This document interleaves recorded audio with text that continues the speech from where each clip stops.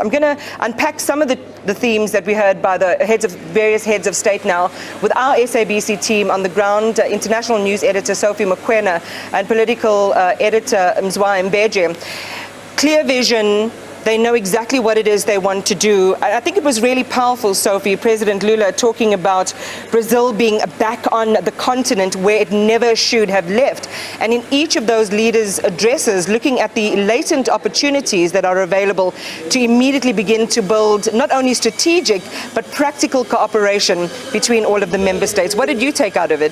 Yes, indeed. He was clear in terms of what he wants. He is targeting the 1.2 billion population with this massive GDP and also focusing on agriculture. And he is clear. And I think, Iman, it's all about a vision. You must have a clear vision as a country. I mean, you go to India talking about removing the red tape and where they are and where they are going. You look at Russia, very, very clear, simple vision in terms of the growth of Russia and examples, but not leaving out the issue of the Black Sea grain deal, the so-called Black Sea grain deal, and saying that they are not going to go back until certain commitments have been delivered in terms of what Russia must get. And of course, President Xi Jinping, very clear, you can see why China is where it is at the moment, when few years ago, China was struggling, and now China is a developed country. So I'm really interested in your perspective as well. You know, when you hear President Putin talk about 65% of arable land on the continent, talking about opening direct port networks, sea networks between Eurasia and the African continent, Baltic Sea, Northern Sea, Atlantic Ocean, it's almost as if when you hear all of them speak together, this connective tissue around the vision of the possibility of how trade can be accelerated in Africa is laid bare. And what's interesting is what Modi was saying about removing things like red tape, making sure that business can work. These are lessons for the African continent too. Absolutely. And the kind of, in fact, what my takeaway from this is that they are reimagining the world as we know it.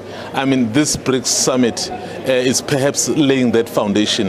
If you heard the speech from the president of China, so they are very clear what they want.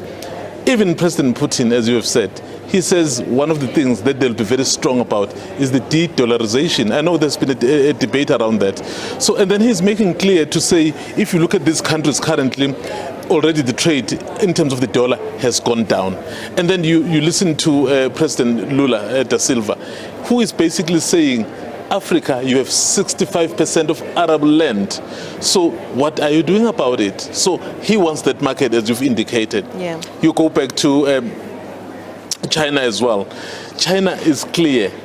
Let us grow together. We don't want hegemony from anyone. You can already see what they're saying. And then talking about those ports, as I've said, the fact that they're already reimagining the global order. So if this doesn't work out, what are we going to do as an alternative? That is the thrust of what is happening here. I mean, it's interesting, just on the point of the de-dollarization, we heard it was firmly off the agenda, so to speak, and we heard from various, various leaders at the summit about the subject of creating a common trading currency. The de-dollarization seemed to have been something more on the back burner. However, Putin putting that firmly into the spotlight, talking about the irreversible process is de-dollarization, and it is gaining pace. It really then leads into the discussion around consensus building. I mean, these were amazing speeches that we heard in terms of the opportunities that exist on the African continent for creating food security, for building massive infrastructure projects across the continent. The modalities of those have to be worked out. We have to talk about how all of this ties in and converges with existing frameworks like the African Continental Free Trade Agreement, and where things are going to be weaved into a tapestry of cooperation and impact. But how are they going to be able to build consensus on issues where they don't agree? Sophie, Mzwa, your thoughts? I think they will be able to do that. You know, I listen to them. You know, they have a common vision in terms of the development of the continent and adjusting to the continental position to ensure that you have the African Continental Free Trade Area. It's part of taking a decision to adapt. And therefore, if they do discuss, they will find common ground and they can then focus on what they are agreeing on. I can tell you, Iman, as Mzwai has pointed out, this summit is going to be one summit. 10 years, 20 years on, people will be talking about this summit. I'm sure international relations scholars, economists are already writing books in terms of how the world is changing and the shape is taking. In fact, in the lead up to this gathering, a lot of the words that you'd read in the op-eds and in the research analysis was around a turning point being reached in this gathering. What's your sense, Mzwai? In fact, look at the people who were invited here, the countries that were invited.